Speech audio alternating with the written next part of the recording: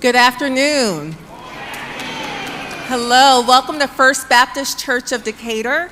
My name is Sarah Lewis, and I have the privilege of serving as one of the pastors here at this congregation. We are so grateful to host this event and to host conversations events where we can showcase authors that are doing very important work in our community. From all of us at First Baptist Church, just welcome and enjoy this conversation event.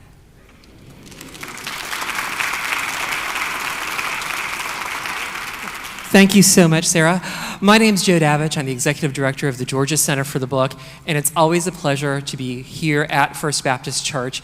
I know there's a lot of new faces today in the crowd who haven't come to a lot of our events, and we have actually been doing events over here at First Baptist for over 16 years now. Years ago, when the Decatur Book Festival was just starting and was just a wee little book festival, we managed to book a couple authors that we knew were going to have a large following, and we needed a bigger venue. So I was tasked with calling the Baptist Church to basically beg, borrow, and appropriate as much of its facility as I could for the book festival. I mean, why they chose an Italian Catholic guy from West Virginia to be the spokesperson for the Baptists, I have no idea. But it's worked out, and we have a wonderful relationship after all these years. Deborah and all of her volunteers, and Ann, who runs the green room, and Bob and Randall, everybody up in the booth. These are all volunteer folks, and they put so much time and effort into these events. So give those folks at the First Baptist a round of applause. Now, I know those of you who came in early got the little lecture about Clay has a hard out time because we've got to get him to Hartsfield Jackson today. So I can assure you that all of those books that are back there for sale that are signed were signed here today by Clay and his hand. There was no auto pen involved. So they were officially signed at this event if everybody asks or wants to know. And if they really want to ask, send them my email. And I will let them know. We are going to do Q&A following, so I will pull this microphone out. We'll probably have time for about 10 questions. Going back to Barbara Kingsolver when she was here, questions, as she said, should always end with your voice going up at the end. So just remind you, I know everybody wants to talk to these folks, but keep the questions. Don't pull a Helen Thomas White House press briefing and do follow-ups. Just one to start. Thank you very much. Also, a few things I know you saw on the crawl coming in. We have some wonderful events throughout the rest of the month and through the rest of the spring. Please do come out to as many of those as you can. We would love to see you all. We also have, because we are not just the Georgia Center for the Book, for some strange reason, we are the Georgia Center for the Art Show as well. Mike Glenn, or as many of us in Atlanta know him as Mike, the Stinger Glenn, has a display on the 4th floor of the Decatur Library celebrating 250 years of African American history. He is a major collector of African American news, magazines, and ephemera. There are some amazing broadsides and pieces of newspaper dating back to the 1700s, the 1800s that are on display, as well as some other amazing physical items. So do come out and see that. The gallery hours are on the bookmark, but it's Thursdays, Fridays, and Saturdays, 1 to 5, and we would love to see you there. But I know you are here to see these folks that you love, so I'm going to give a brief introduction, and we will just get this rolling. The book, of course, is Burned Down Master's House. It is based on true stories, and of course, by telling those stories, keeps those stories alive and keeps them in our memory and in our present and in what we need to do. So joining us in discussion today are, of course, singer and activist Ted Winn and the 2-time New York Times best-selling author and host of The Clay Cane Show, Clay Cane. So will you give us a big round of applause for Ted Winn and Clay Cane?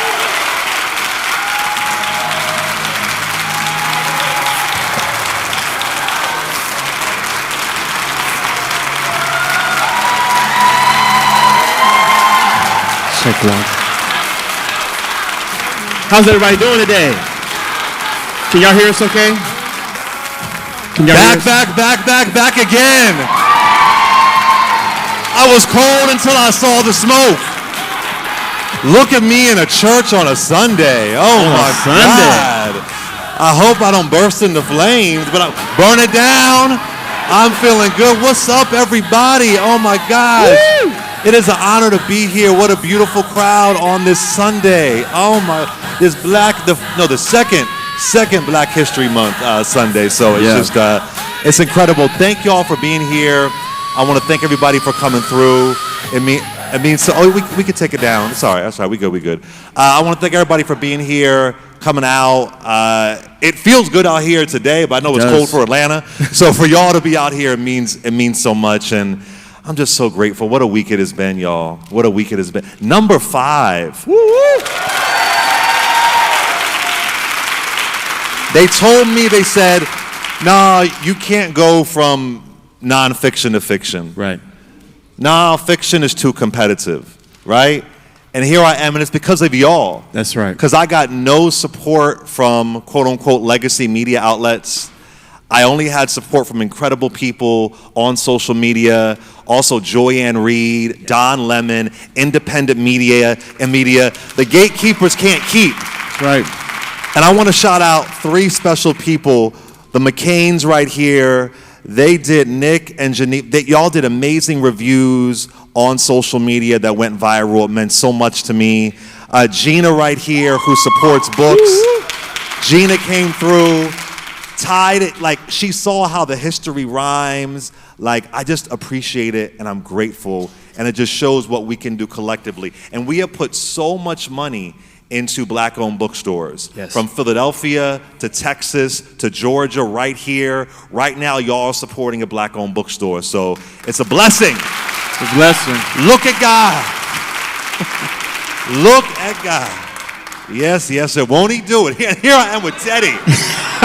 Teddy, the lifter, baby. We're in church on a Sunday. I feel like I just got to say God is good. God is good. All the time.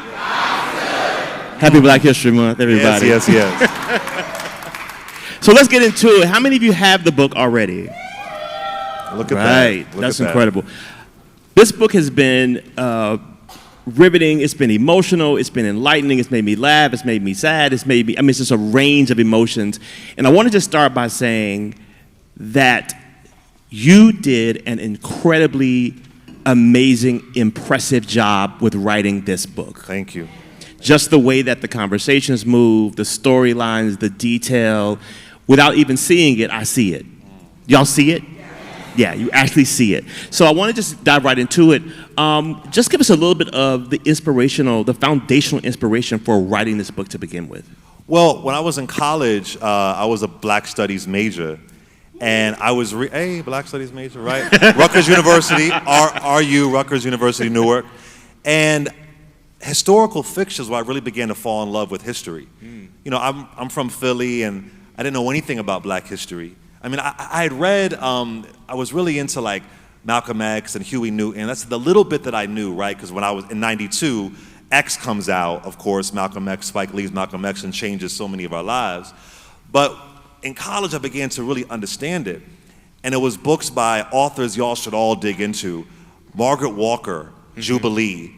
Arna Bontemps, Black Thunder, Richard Wright's Uncle Tom's Children, Not Cabin. These books, it made me, I was learning. I was like, wow, I understood history better and politics better and policy better. So that really triggered me. So when I was in college, I began writing a short story called Magnolia Row. And it was based on 2 men who were enslaved that happened to fall in love. And I did that because I saw a couple of sentences about these 2 men in a book called Taboo, Homosexuality in Black America. That may not be the exact name, but the first part was Taboo. And that was all that we had of them. So I was like, what would their stories be like? Yeah. Who are they? And I did research, couldn't find much, but I wanted to resurrect them with more than just pain. Yeah. Because history, other people decide who will be remembered.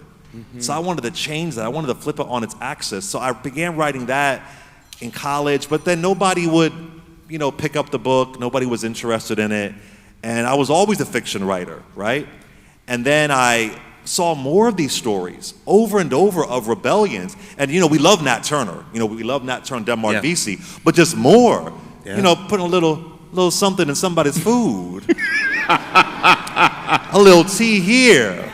A little sugar Avery pea. Yeah, right. A little extra for the mistress. Yeah. And I would find these stories and then seeing children who fought back. Yeah. Children. like 14, 15 years old fighting back. Yeah. All of these things I would see, but they would vanish from the historical record. Then when I was writing my last book, The Grift, I would go down to like a 19th century newspaper rabbit hole, and I would see these headlines, slaves burned down or burning their master's house, like all these things just popping up.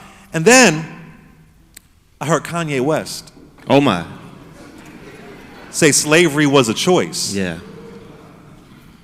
I said, what the hell is going on? And then I said, okay, this is some random, rap or whatever. But then I hear the governor of Florida sign a curriculum Yep. saying there were personal benefits to slavery. Yep. Then the former governor of South Carolina, whose family only got here because of black people and the 1964 Civil Rights Act and immigration policies, Nikki Haley saying that she couldn't even say that our Civil War was about slavery. Yeah. So I said, okay, I got to tell this story. So then after The Grift blows up, I tell my agent, I say, I'm not doing a political book next. I'm going to do historical fiction.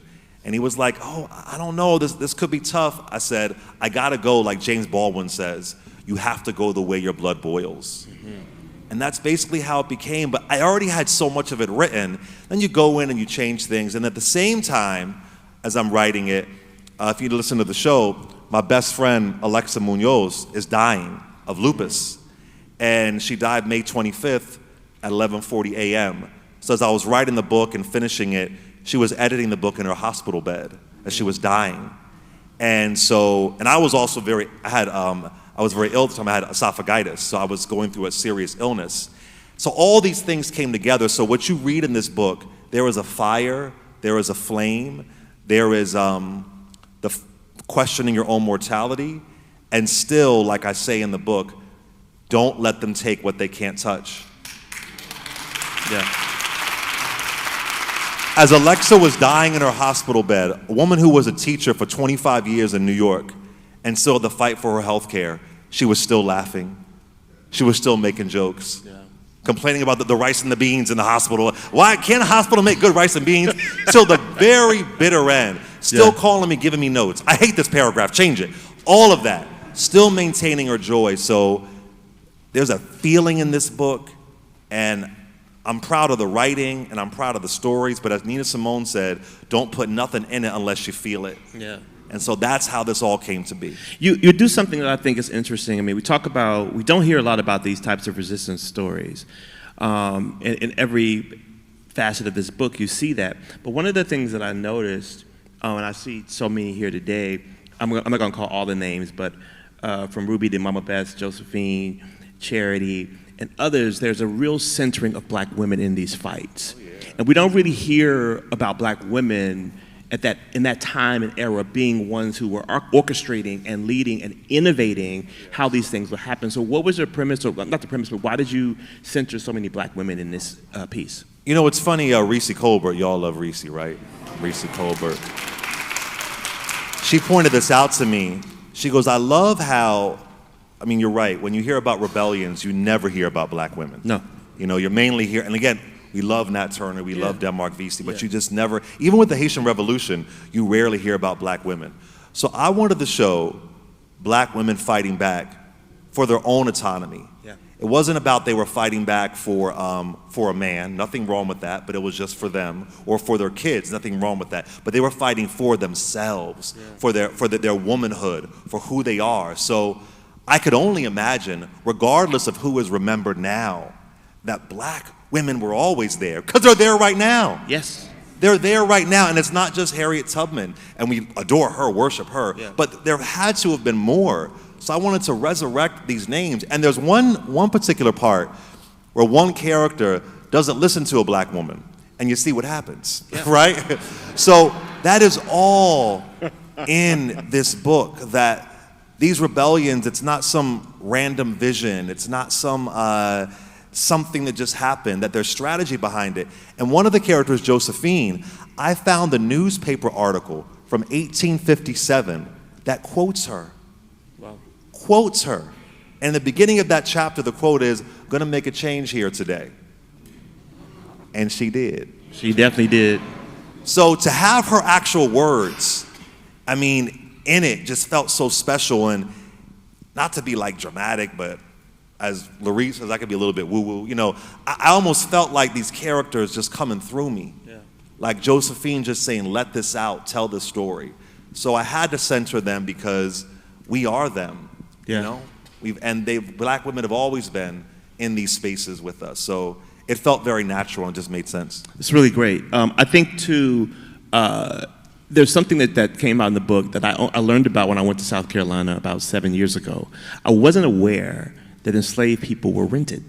Oh yeah, rented out. Had no idea, and sometimes they were leased by the state. So can you speak to kind of like you wrote about that in this book and kind of why that happens? Well, that was an ongoing thing because it was just common property, right? So sometimes when the demons, the enslavers, weren't making enough money, they would rent out their property to other people, and that was, again, this is capitalism. Yeah. This is the demonic exchange of people. And one of the things I say in the book is that this is the sick idea of this institution that you think you can make a human a slave, right? A quote unquote slave. So yeah, that was part of the prophet, and I wanted to show that one of the characters is being rented out, and she has a clever way to figure things out as well. So there was always innovation there on the part of the trading of human bodies. Yeah. And so that's a lot of people don't know. They think it's just one person on a plantation forever, but it was a complete economic infrastructure. Yeah. It was completely there that a lot of folks aren't aware of. So the fact that I could highlight a few of those gems in the book, that makes me really happy.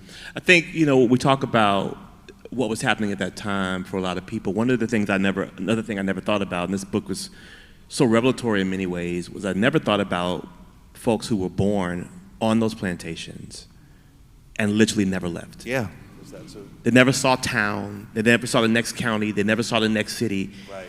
Their entire lives were relegated to that space. Yeah. But even in those microcosms, they still fought. They still made the best of it. They still found love. They still found life. Yes. They still tried to build a relationship. And I think it's just a testament to the enduring power of enslaved people, Black people specifically in this instance, who've always found joy, as you talk about on the air all the time, no matter where they were. And this is an important point because you said towns, counties, right? Which is accurate. But I want us to think of it a different way. Borders, lines, where are you legal? Where are you illegal? Where does your citizenship start? Where does it begin? And I'm not saying it's exactly the same. I'm just saying the history rhymes, right? So as I was writing this book, I was like, well, damn it, this sounds something like we going through today. Glad we in church. Say it again? Oh, I'm sorry. No, Lord have mercy. I didn't say God, did I? I said, okay, I'll forget. Is the D word's a cuss word too? Oh, I'm sorry. Lord have mercy. I'm just a heathen. Josephine, Luke and Henri would be cool with it. I think that. Forgive me. No, seriously. So yeah, this idea of being in this space and where you're a citizen, I just think it's really important to look at it through that lens because there's so many commonalities to where we are today. And we're right now debating citizenship. We're debating where are you free, showing your papers. All of that is in there. It's in there. Right. So, yes, this idea that people are in this one space forever and they still aren't considered legal. Somebody's been in this country since they were a child. Yep. And they aren't considered legal. Yeah. So I want us to really see beyond our lens because the other side, they've done their 19th century research. They tried to charge Don Lemon with the 1871 KKK Act. Yeah. A black man from Louisiana charged with the 1871 KKK Act. They are doing their Jim Crow, even pre-Jim Crow, antebellum chattel slavery research to try to turn the tables. I was even thinking this today as I'm here in Georgia. Interesting, most of y'all might know, but in case folks are watching online or whatever the case may be, that Georgia rejoins the Union after the Civil War. And then it gets expelled from the Union because they kicked out the black folks in local Congress. here in Georgia. They kicked them out. So they had to get expelled. Then they got put back in the Union once they let the black men come back in and represent here in Georgia. Like, that's the push and pull that we've been in. And now we see black elected officials under attack, from Tish James to Monica McIver to Fonnie Willis. I mean, these things, again, not the same, but the rhyming. Yeah. So we ought to be able to hear the rhyme and burn down Master's house. Talking about that, I think about specifically the Larkin and Charity story. It was one of the most riveting pieces for me to be, quote unquote, free for so many years. And then they did something that I found shocking. They trusted the system. Well, Larkin did. Charity was like, she I'm trying to tell you. But he trusted the system. Lord, please listen to me. And so it made me think about Dr. King's rebuke of moderate white people, you know, when he wrote about it. And I wanted you to just expound on, like, that sentiment, that particular, the way we've seen that play out, the way that we have this inherent, proven distrust of the system that has not always served us well. So a lot of people have been asking me, when I say burn down Master's house, you know, what are the call to actions, right? And I heard Gil Scott-Heron say this, and I've been saying on this tour, that when he was saying the revolution would not be televised, he was talking about right here. Yeah. He said, you can't have a revolution if you're not free up here. So when I say burn down Master's house, I'm talking about up here. Yeah. We got to burn it down up here, right? Yeah. What's the house in your life you got to burn down? What do you have to escape from? I'm trying to ignite a flame with whatever your experience is, whatever your journey is, what do you have to do to burn it down? So with those particular characters, with Charity and Larkin, Charity was trying to get Larkin to burn down the belief he had in this system. Yeah. To burn down that this is going to actually serve us, and you'll see what happens, right? So it's a great analogy for what I'm begging the reader to do. You know, it may not be a physical burning, but what does the flame look like for you? And then when someone's trying to light the flame for you, will you let them light it, or will you just blow it out, right? You know, we all have these triggers. I was saying this to Karen Hunter. Y'all love Karen, don't you? Is Nubia out there? Yeah. Dr. Daniel Black. Woo-hoo. Oh my gosh. Can you come up closer, Dr. Daniel Black? Or are you there? I feel bad. Okay. Dr. Daniel Black. Oh my God. Oh, brother, give me a hug. We never met in person. Woo!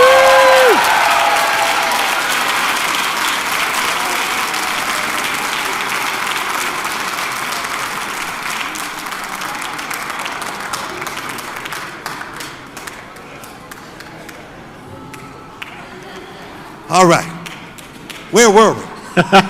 You see how 48 years old, that was a big hop up them steps now. I'm the bionic boy. What were we saying now? I got totally shook up. Oh, Karen Hunter. So, you know, Karen, I was on the radio, and this guy called, and I wish I had his name, and he said that knowledge manages terror. Knowledge manages terror. So every time Karen's on these airwaves, right, she is managing terror with knowledge. And so that's kind of to what you were saying with believing in these systems. This is what we're in right now, but do you have the knowledge of it to manage the terror, to manage the anxiety? And I've been saying where we are right now as a culture, we have to observe but not absorb, right? So when I see certain things happen and this and whatever crazy stuff that goes down, in my heart, I'm like, my knowledge, being a Black Studies major, knowing politics, knowing history, knowing these stories, you know, the secondary characters are all named after my ancestors in Gooseland, Virginia. So it is ancestral in this book, right? So all throughout that, I think we're managing our terror through knowledge. And again, that goes back to burning it down in our mind. And what will that trigger after that? We look at this book also, and we see there's so many things. There's so many. I mean, you could just do like a book on like 100 things in here. Harriet and Sophia. Oh, the girls. And what I thought about was we deal with the adultification of Black children all the time. Right. And so I thought about the kind of adult or mature decisions they had to make at a very young age, and how that shaped them and how that has kind of been passed down over and over again with us being in these situations where they don't get to just be children, to just be thoughtless and careless and free and express love and joy and curiosity. They had to be conscious of real trauma, of real life and death decisions, and then act on those things. How do you think, seeing that in this book, these characters, how do we deal with that today? Should we deal with that today? How should we address that? And how do we look at that kind of connection between what we're seeing there and what we see now, and things that we could do to kind of reverse that, so to speak? It's interesting. I was talking to Laurie Daniel Favors about this, and somebody asked, is this book appropriate for kids? Mm-hmm. And Laurie said, she has a 12-year-old and I think a 19-year-old. And Laurie said, bringing up Harriet and Sophia, those are the two children in the book who are featured, based on real people, Harriet and Sophia, they were sisters. And Laurie said, I'm gonna read this book to my 12-year-old because there's a scene in the book, and I think you brought it up one time, Gina. There's a scene in the book where Josephine sees something. Mm-hmm. And the character Ruby says, no, baby, I want you to watch this. Yes.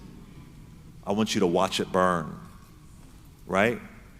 And so Laurie was saying that as a parent, that, and I agree with you, the adultification and all of that, but what would it look like? Nothing, gratuitous or vile or anything like that, but what would it look like to show children or to walk them in a path of saying, hey, here's an example of revolution. Here's an example of burning it down. Here's an example of how you can fight back. Because in whatever way a kid can. Now, of course, guided by, parents. Those two characters, that whole idea, don't let them take what they can't touch. That was passed down from Charity and Larkin, right? So what are you arming your kids with? Now, it's up to each individual person, but kids are experiencing life so much differently now. There's social media. So I've thought about that, just, is this book too adult for kids? But when I was a kid, I was reading remember V.C. Andrews? Remember that? I was at church, I didn't read that. Oh, no, I was in. First of all, I was listening to Prince, Darling Nikki.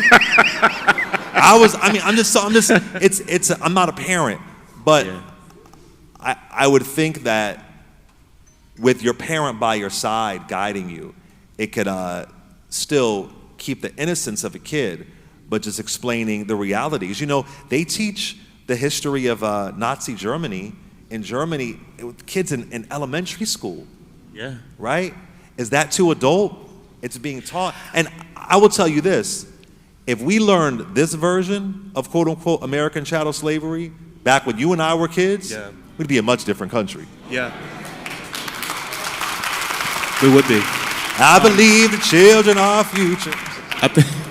Because what I thought about too in terms of a comparative analysis is all the images we've all seen of little white children standing under a black person hanging by a tree.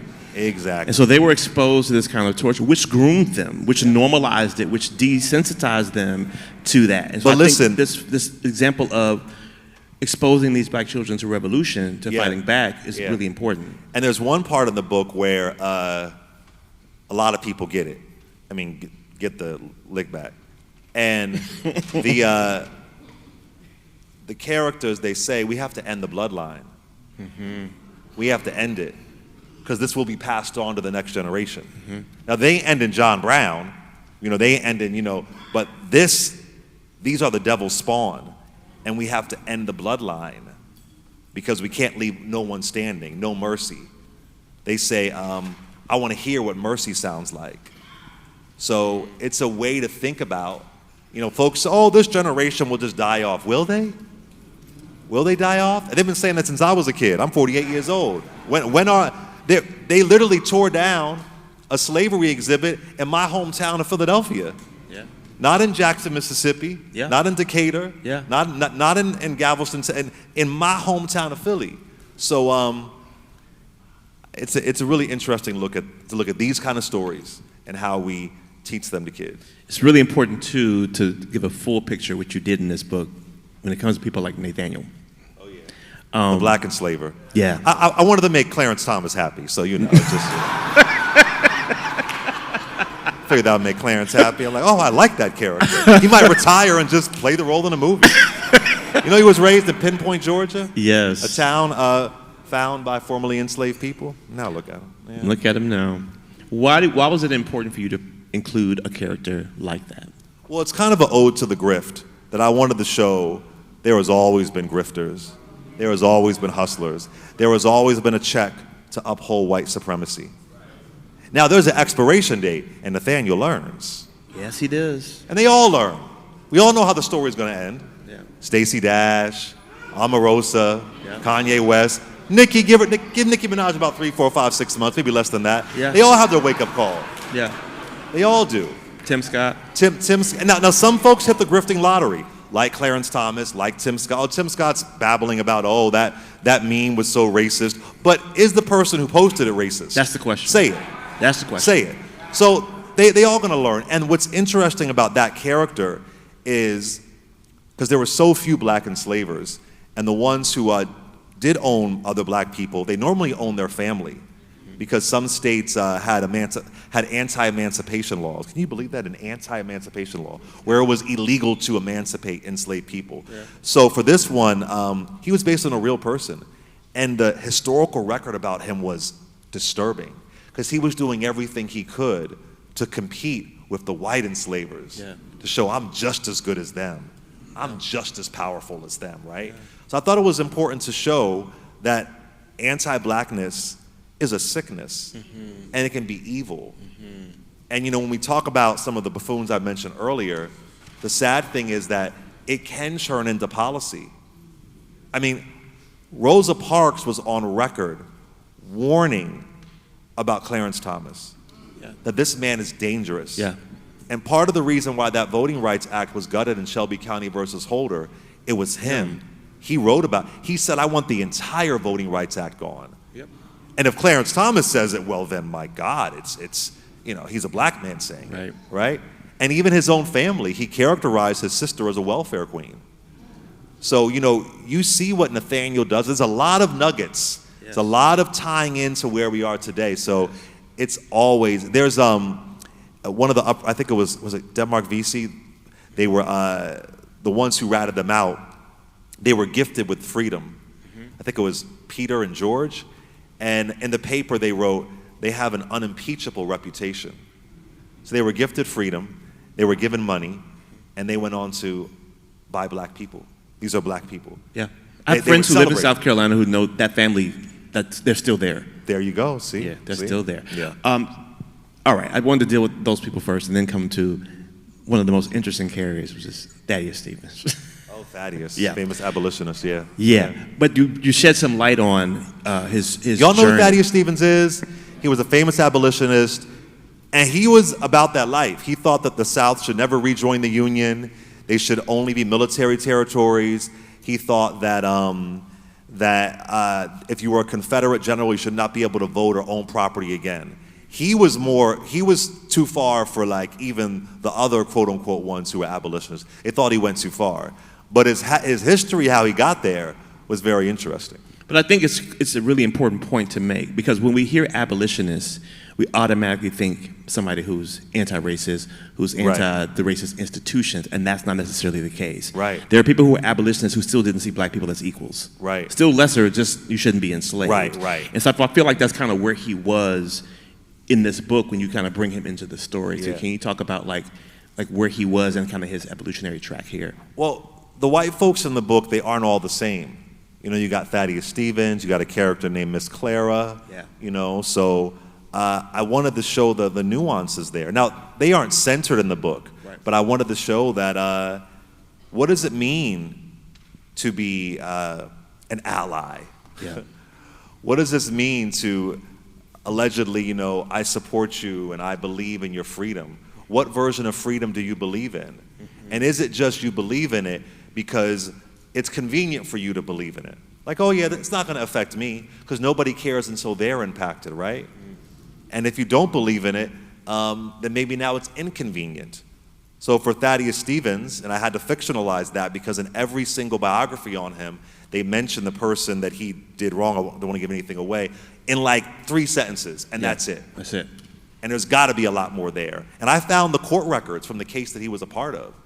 So I wanted to show, like, again, burn down these lies. He is worshiped. He is praised. Should we worship him? Yeah. Yes, he did some great work. Yeah. But think of the family that he ruined. So, and you'll read it, but that's the case that made him a star. That was his first case that goes to the Pennsylvania Supreme Court. And because of that, he becomes Thaddeus Stevens. Yeah. Because of that. So now, did he evolve? Did he grow? Is there redemption? I'll let y'all decide. So wait, we're going to start lining up for questions soon. So if you have some questions, don't be afraid. Come on and line up right here in the center of the church. We're going to just line up if you have a couple of questions. So yeah, as people are coming out, I wanted to speak a little bit to please. Abram. Yes. Young, impressionable, kind of dealing with like feeling this kind of conflict of helping to do things that he knew were wrong. Then evolving, I guess, at some point when things went left. How do you write about this character, and I thought he's one of the most interesting people because of his own kind of internal conflict that he was dealing with. Right. And we see in that moment, towards the end, I don't want to give too much away, that he definitely is on the other side of that once he sees the ire of Nathaniel is turned against him. Mm-hmm.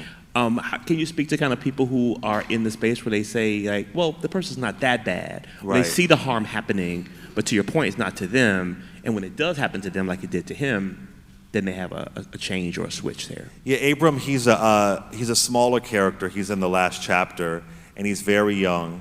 And, we have to think, and he's with the black enslaver, we have to think about these things that, oh, hey, what's up? Girl, look at you. I ain't seen you in a minute. That's my girl.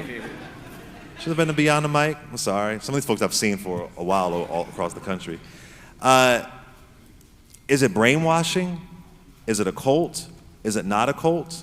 So like, for example, when we talk about quote unquote MAGA, I do believe MAGA is a cult. But that said, but hold on one second. There's some nuance there, because I don't know if y'all have seen, but I've interviewed people who survived the Jonestown Massacre in 1978 under Jim Jones. They were victims. Are the folks in the MAGA cult, are they victims? So not everybody who's in a cult is a victim. Sure. Right? So I want to be clear. When you say, oh, it's a cult, it's a cult, it's a cult, it's like, okay, wait a minute now. Like, they're very willing, or did they just find their dear leader? Right? So with someone like that character, how much autonomy does he have? Mm-hmm. Right? He is trying to live, he's trying to exist, right? And he is a character, and y'all will read about him, he doesn't have patience. Yeah. He is not strategizing. Right. Right? So at the end of the day, the uprisings in this book, it is not accidental.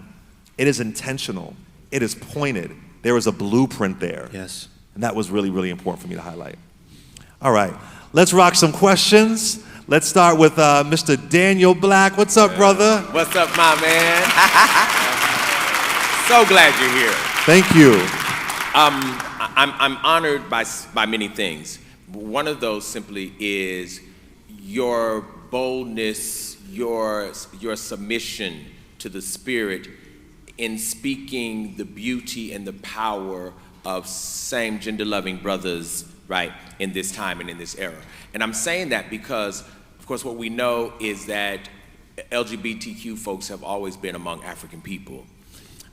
My question is, I've wondered what in the world people have been running from in terms of including this very important part of our population in the story of our trauma, our slavery, our bondage. Why in the world do most people avoid it?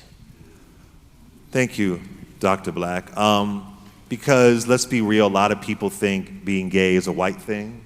A lot of people think that it's some kind of gay agenda from white people. When I was growing up, I heard that Europeans brought homosexuality to the continent. Yep. So When I was younger, I didn't know any black gay folks, so I did think being gay was a white thing. I can recall when I first Where was were you hanging living? in Philly. Oh. No, I didn't know. I did think that. Well, listen, I'm telling you, this is what I was. I just didn't know. So when I first saw black gay people, I mean, when I saw gay folks on TV, I didn't see any black gay folks. Yeah. I grew up in the hood of West Philadelphia, so you just didn't see that, and it was always an insult. So they don't want to include us because. Should have went to a black church. Well, but that's a whole other nuance there, because they're not out. And they're sitting in oppression sometimes. True. And sometimes pass that trauma on to other people. True. And I could name names. Don't name names. But yeah. That's in the news cycle right now, but I won't do that. Yeah. And that's part of the sickness too, that they're harming other people because they've been a self-hating gay man the entire time. But I won't get into all that. So I think that there's this vision that gay folks, black gay folks, just started with the first Diana Ross song. I don't know. And we've always been there. Faithfully serving, faithfully standing up, and that kind of erasure is harmful. And if I would have read characters like Luke and Henri when I was a young kid going through it, my God, it would have really moved me. I also think I've heard many times, I'm sure you have as well, that there was no room for that in the movement.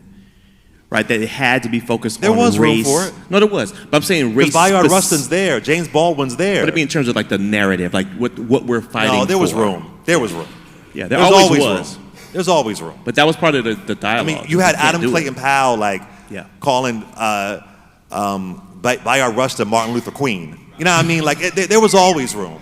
But it was the erasure. It's the fear. Yeah. Right? And so what I'm trying to burn down is the fear. Because it isn't about the sex.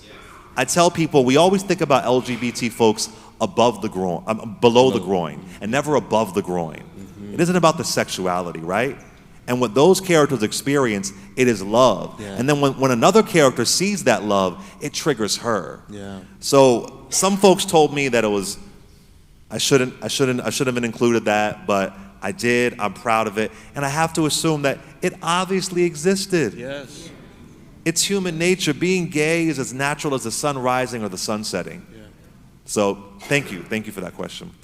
Gina. Hey, two things for the people who feel that this book may not be appropriate for young people.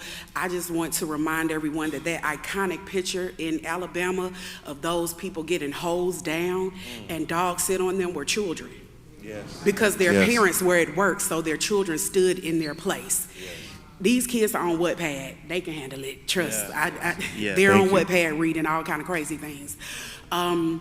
My question for you is, a lot of people feel like this book, I don't know if I can handle it. Is it going to trigger me? I just can't take a story like this. Yeah. How did you, in the writing process, handle and process your emotions, reading, and like Dr. Black said, because in his work, those ancestors jump in him, and I could tell that they jumped in you. Yes. How did you handle the emotions that came with telling their story? Yes. Thank you, Gina. Thank you. So one thing is that I didn't want to write another slave story. So the way that I handled it is I made sure they were centered. Yes. They were centered. Yes. Like, remember watching, if y'all watched it, Amistad? Remember that movie? Yes. I was like, is this the Matthew McConaughey movie? Why am I seeing Matthew McConaughey all throughout this movie? The movie Lincoln with Daniel Day-Lewis. There wasn't even a Frederick Douglass character in the movie, right? Yeah. So when we talk about these stories of slavery, I wanted to make sure their voices were centered. So that really helped me in a big way. And other things I refused to do. I didn't use the N-word one time in this book. Not one time. I love that. I was not going to write a book, N-word this, N-word that, every other page. I wasn't going to do that. So there was that. And then there was a satisfaction because I knew what was coming. And I said, well, I'm going to show justice as raw and as extreme and as powerful that I possibly can. So that was all in me. And then lastly, my grandfather was from Goochland, Virginia. Didn't learn how to read till he was 40 years old. He would sit me on a stoop when I was a kid in West Philly, and he would pull out the newspaper, and he would have me read to the block. And he would say, that boy can read. Look at that boy read. That boy can read. So my grandfather's spirit was in this book with me. So as uncomfortable as it might have been, as I say in the intro, discomfort is the extravagant price for truth. So I leaned into that. And you also, lastly, and I've said it on this tour, I just never hear Jewish folks say, no more Holocaust stories. I don't think we've even really tapped the surface of American chattel slavery. We haven't really tapped it. Now, if we're doing the same old thing, I also didn't write it in that hyper Southern, broken down, stereotypical trope language where it's spelled out DA versus the. I wanted y'all to feel the linguistic beauty of Southern folks. So all of that kept me in it, kept me in the zone, and I just felt everybody with me. And I knew as long as those voices were censored that I was on the right track. Thank you, Gina. Hey, Hey, Ted. Hey. Hey, Did you fly down here? Delaware, yes. Delaware, oh my gosh, thank you. One of my favorite callers, y'all. We have had so many fun times on here. Don't give away I won't. my alias. Exactly. I just wanted to know, when is the book club? Where is it going to be? If you have any information so we can start getting ready for the book club. So we're going to do one in Nubia. I believe we're going to do, I think, the last Sunday of this month. Black Women Reads, they're using it for a book club selection. That's incredible. Aardvark using it for a book club selection. The book clubs have been on it. I mean, in many ways, Gina triggered a lot of the book clubs to check it out. So Nubia definitely, though. Yeah, we're going to rock it. So for all the folks who've read it, to really, really get in. Thank you, appreciate you. Hey, sir. Peace and blessings, my brother. Can you Thank you. What's your name? Where you from? It's Brother K. Fiend. Uh-huh. I've called your show before, and I just want to thank you for writing this book. Thank you. For writing The Grift. Thank you. For being who you are. I want to thank the whole lineup of Urban View, all of you all. Thank you. You all be hitting it from the morning. What I do, I turn you all on. I'll turn the TV on, but I got you all. I got the volume up, listening to you all. Thank you. Thank you so much, sir. Telling the truth. Yes. And thank you for being that voice in the wilderness for our people. Yes. Because we got so much confusion out here. Yes. We need somebody who can center us. And I'm just so thankful for all these brothers and sisters who are in here, yes, who showed up, because you've touched the spirit. Yes. You've tapped into something, and I want to thank you for that. Thank you. But my question is, you've written Burn Down Master's House. Yes. Is there a message in there for how we as a people can build our own house? Right. Thank you for that. Well, kind of what I was saying before, we got to burn it down up here. And my ask is that we all have to look internally. So there's so many things, whether it is getting involved locally. I mean, this book, they are involved locally. Very you know much. what I'm saying, right? They are involved locally in the house, right? Locally, whether it's your nonprofit. My ask has been to gift this book to young people. This book is a thread. It's not a one point of view story. I'm trying to get this book in prisons. Y'all know my Exonerated series. I interviewed exonerees for half a decade.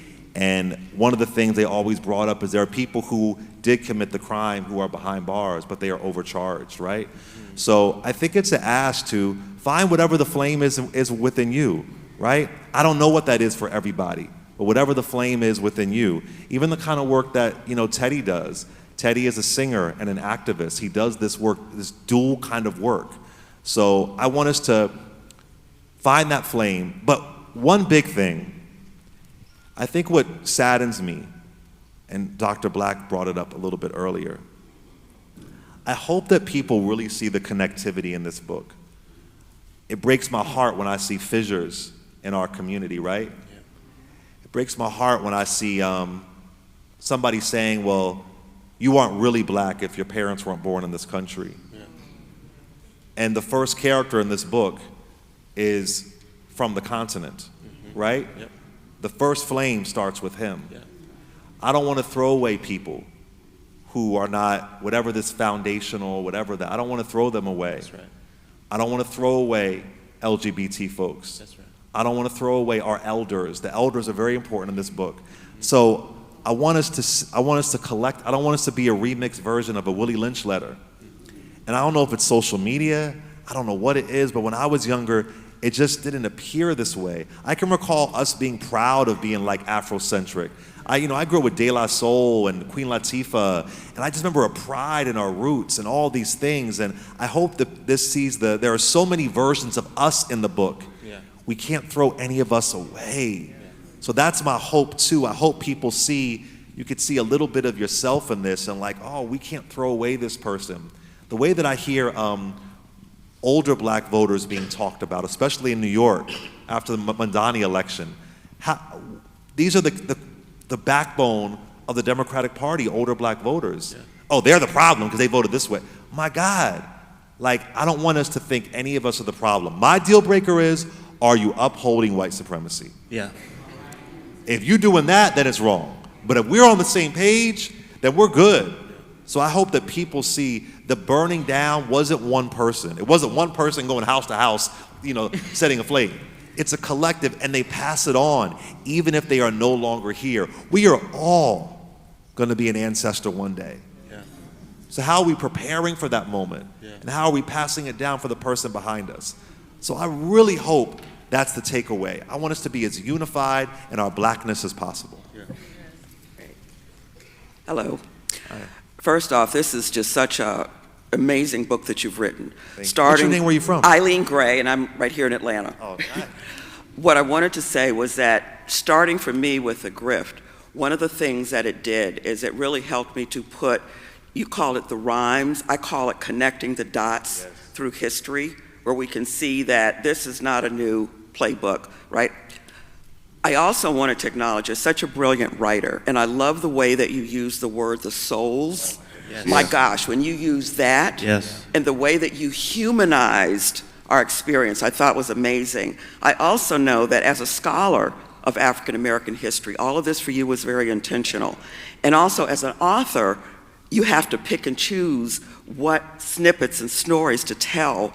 So as an author, I was just wondering what were those other stories, those other themes that you said, I didn't cover that theme in this book. So what's another theme in terms of how, from a historical fiction, that you would want to elevate other stories and experiences? Well, I was considering going beyond the Civil War. So because there were uprisings, there was pushback during Reconstruction. There was a lot of pushback, right?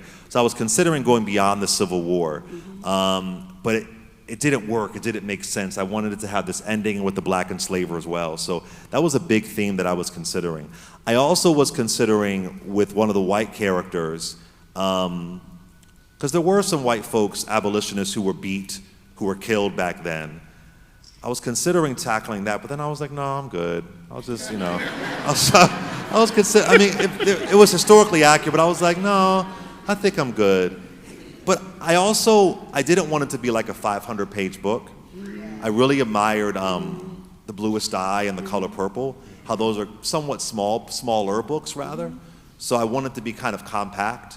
And this is kind of your question, but I also intentionally, I'm really proud of the writing, but I didn't want it to be too over the top. I wanted it to be accessible. And I can recall at some points I was like, okay, Clay, this ain't your poetry class. Like, calm it down for a minute. I want it to be raw. So there was a guy that called in, Tom from West Virginia, that said this is the first book that I read. And I listened to it on Audible rather. I have a third grade education. This book, moved me. So I wanted to make sure it was for everybody. I didn't want it to be some high sedity, like, oh, I won't be able to get it. No, it's for everybody, reading it collectively. So I don't want to say pull back, but I just wanted to make sure that it was still beautiful and elegant, but raw and accessible. Yeah. Thank you. Thank you. We only have time for a few more, so let's knock it out. We're going to end right here at the end. Thank you, brother. What's your name? Where are you from? Hey, good afternoon. My name is Brian. I'm from Queens, New York, but I've been in Atlanta like 13 years. So my wife listens to your show. That's how I got turned on to your book and ordered it through Uncle Bobby. Yes, Uncle Bobby's, yeah, Philly. I ordered it through Uncle Bobby. So I've only been through the first 2 stories, so I'm halfway through the book. In Luke and Henri, Solomon, Yes. they got advice from him, Yes. but got caught. It doesn't say that he gave them bad advice, but I'm not I don't want really to give anything away. understanding. I don't want to give anything Yeah, away. yeah. Okay. 2, the part about the woods or the forest. Yes. How you depicted death. Yeah. And the woods. What was the other one? Escape, not escape.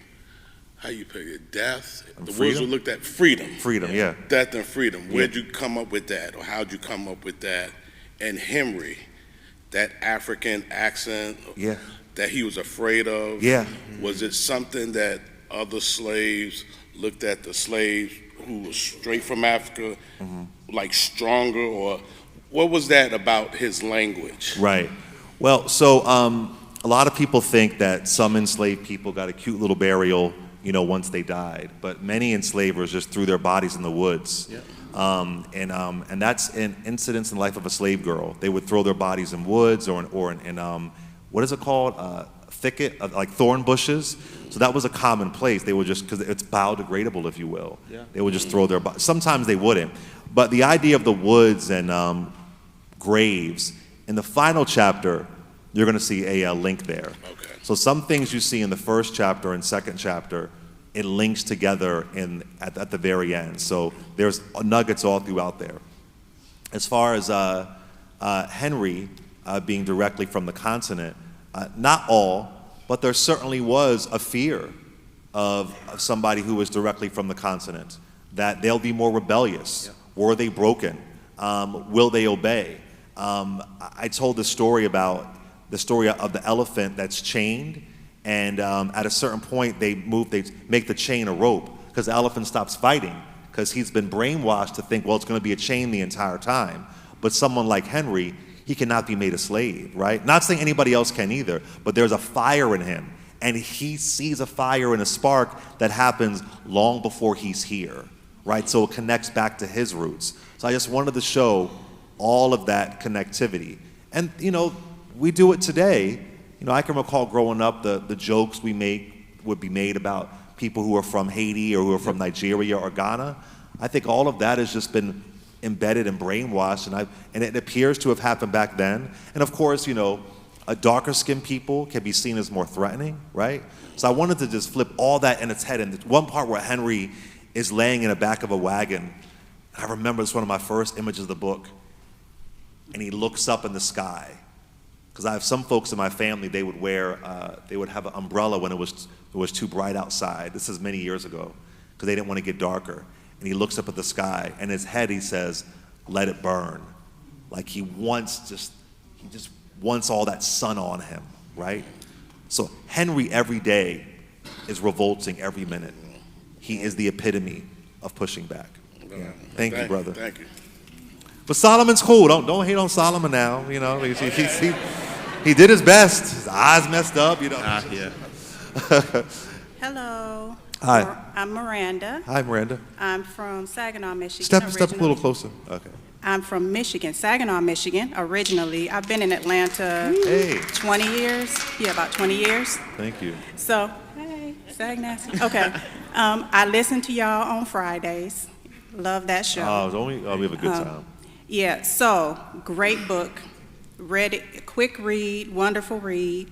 And to the point about the kids, I was asking my friend back there, I was like, how old were we when we started watching Roots at Easter? Right. Because I was like, that was traumatic in itself. But that aside, my question, you mentioned in the book, it's in the later part of the book, and you barely touch on it, and I know you're not a huge fan of sinners, but you did.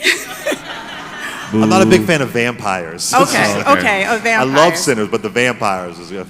So there was a character, and I can't remember. Pedro?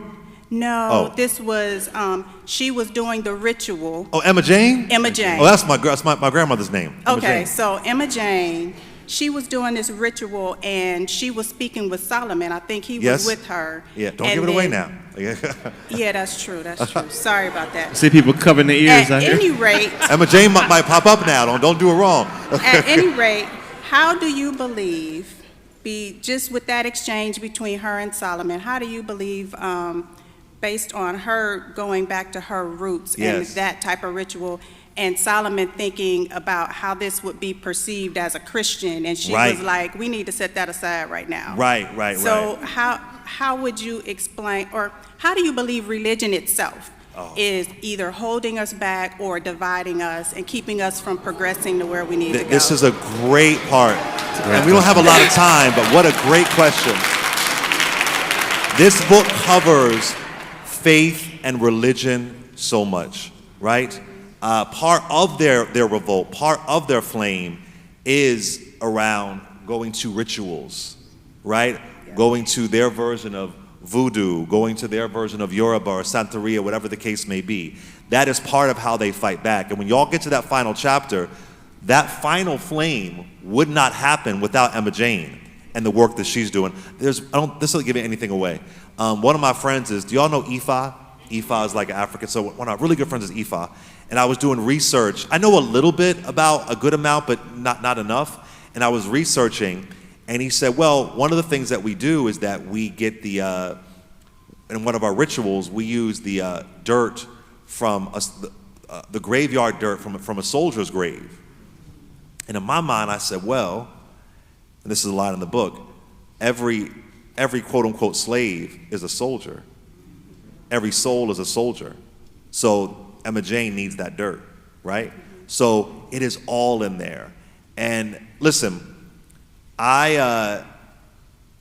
I love about Black Christianity is that we have been able to take a faith that was used to oppress us and shift it and change it and mold it to work for us, right? I do believe in God. I pray. I was so sick, I was so ill last year. Teddy would pray over me. I would listen to his music. So I don't want to say it holds us back. I just want us to not shame other ways of worshiping, to think that's the devil. Yeah. That's that juju stuff. You know what I'm saying? But there are Christians and there are more indigenous faith. It is all tied into this book. So thank you for that. That's great. Emma Jane Hollingsworth, my grandmother. 2 more questions. How are you? What's your name? Where are you from? Hi, I'm Kathy, and I'm from Stone Mountain, Georgia. Oh, nice. So, I'm so grateful to have gotten your book. I actually heard about it through TikTok. Oh, love it. And I'm listening to you read it, which is a whole other level of absorption, shall I say. At one point you say in the book, how does depravity get passed on? And for me and my ancestors, I have to ask that question, and I have to know it in my bones so that I don't pass it on. That's right. And so much is written at the head level, but you brought me into the heart, and you brought me into looking at the white women in particular, and how depraved they were, and how complicit. Yes. And I never hear, or I shouldn't say never, I just haven't been exposed yet. Right.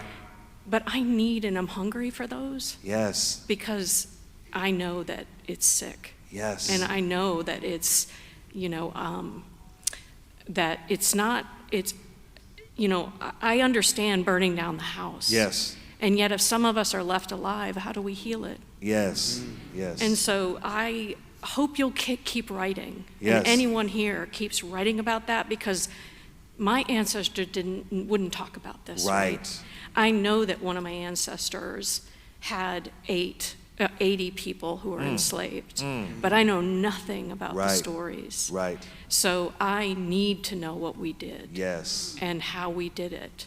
Right. And so thank you, really, is what I want to say. Thank you. And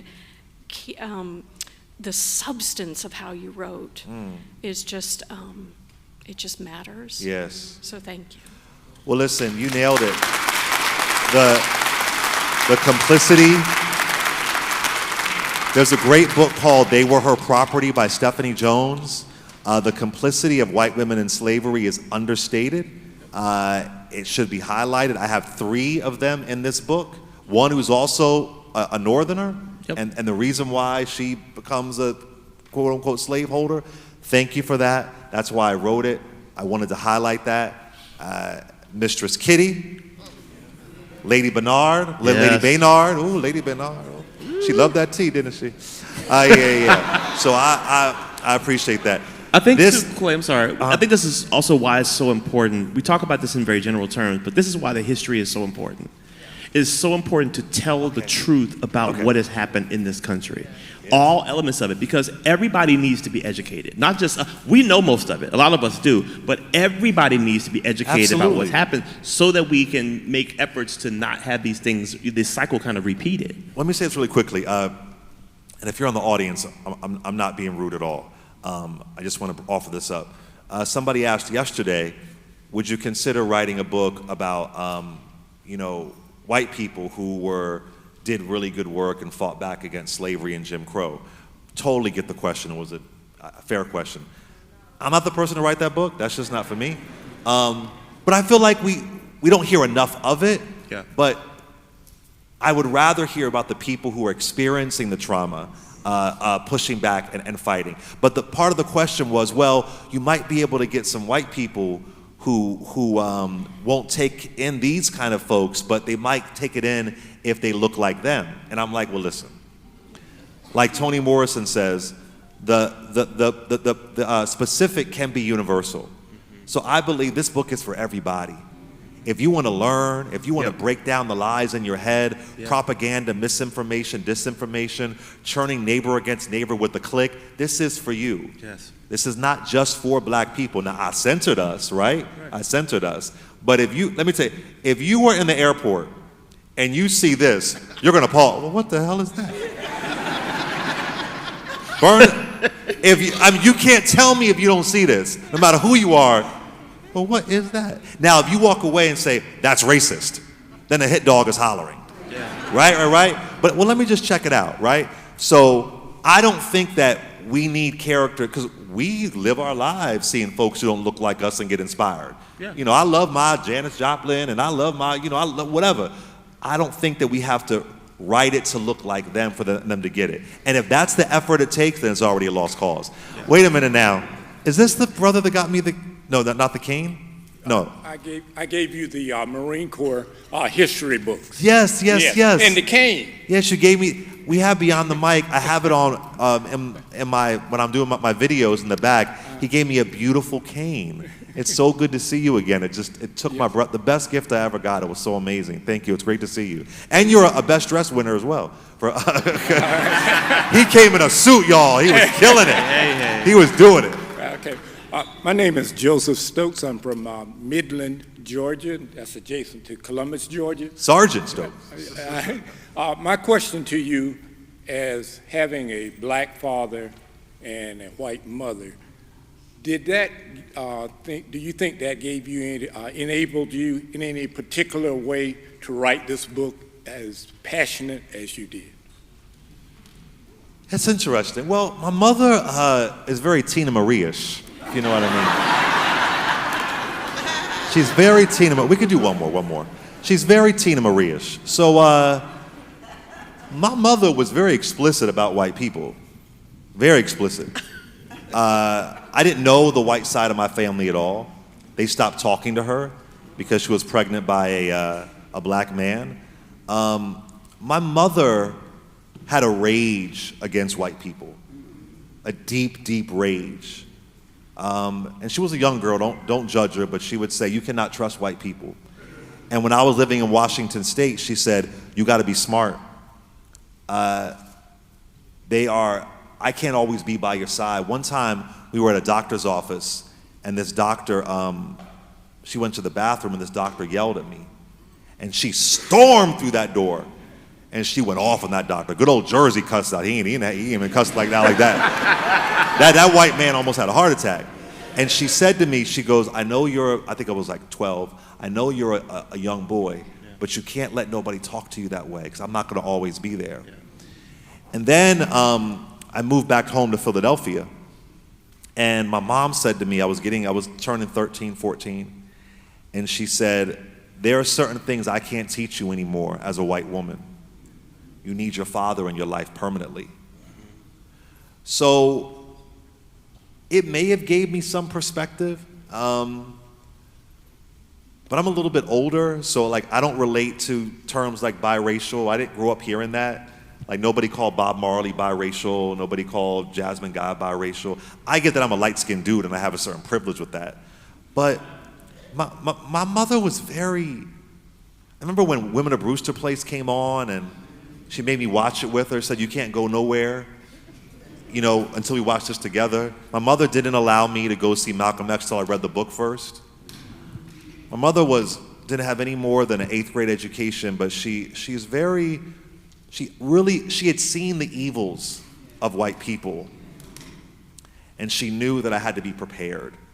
So I think, and then when I told her about the book, she said, when I first said it, she goes, I gotta chill. You must write this book. So when I hear people say, well, if we tell these stories, it's gonna make white kids feel bad about themselves. I got an entire white mama, and she don't feel bad. So, but my boy Antar always jokes, he goes, but you did grow up in a black household. Like so I don't know, like I didn't really feel, my mother was very intentional about the world that I was gonna live in, so yeah. Close it out for us, ma'am. What's your name, where you from? Okay, well my name is Dorothy Burkett and I live in Houston, Georgia. Okay. But I'm from South Carolina, Spartanburg, nice. South Carolina. I wanted to find out if you were aware of 2 instances in history which I have not heard of, I don't hear spoken about. But number one, in Raleigh, North Carolina, they have a plantation there that was owned by Jewish people. And for whatever the reason, they maintain it, so you can go there and visit. The museum. Yes. Now, okay. Well, I mean, it's the plantation. Okay. The other thing is that I was wonderful. I was just happy to hear about when I lived in Washington, D.C., I met this Jewish doctor that had his dental degree up on the wall that as a graduate of Howard University. So I said, well, how did you happen to graduate from Howard Dental School? And he said, back in the 70s, there was when we came to Washington, we could not get into the white schools. So I think we need to emphasize too that, that we're not reacting to whites the way they react to us. Yeah. In the sense that they were welcome to Howard University. So sure. He said we are very, very happy. So I just wanted to add that to your knowledge. If you Thank you so much. Well, listen, I want to thank y'all. For Rob. Can you help Rob? I want to thank y'all for coming out. It means so much, really, really does. I'm grateful to be here. Teddy, my boy, my Friday co-host, I appreciate you so much. I'm going to be in Texas next week, so keep me prayed up. Before everybody leaves, because social media is social media. Can we take a picture with the audience? Oh, let's do it. Yes. Grab some books so you can hold up some books. Oh, yeah, let's do it. And maybe stand right there in the aisle, and we can I'm in my own picture. We can do both. He's gonna get one too. Yeah, we can do multiples. Everybody say burn down Yes, Master's everybody house. wave your books. Oh, hold up the books. Books. Okay. Yeah. Stand right. Okay. Oh. Excellent. There we go. Everybody ready?